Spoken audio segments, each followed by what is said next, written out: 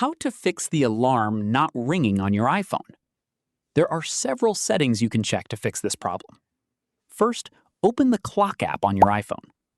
Tap Alarm at the bottom, and make sure the alarm you want is actually turned on.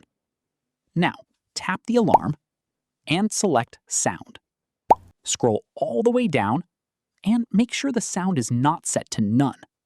Choose a ringtone that you can easily hear. Then tap back and save. Next, let's check the alarm volume. Open Settings and tap Sounds and Haptics. Under Ringtone and Alerts, move the volume slider to the right to increase the volume. Remember, the alarm volume is controlled by the ringtone and alerts volume, so make sure it's high enough. Another important thing to remember is that silent mode and do not disturb do not normally prevent an iPhone alarm from sounding. However, it's still a good idea to check your focus settings if you're experiencing other notification problems. Finally, restart your iPhone and set a test alarm for a few minutes later. This will help you confirm whether the alarm is working properly.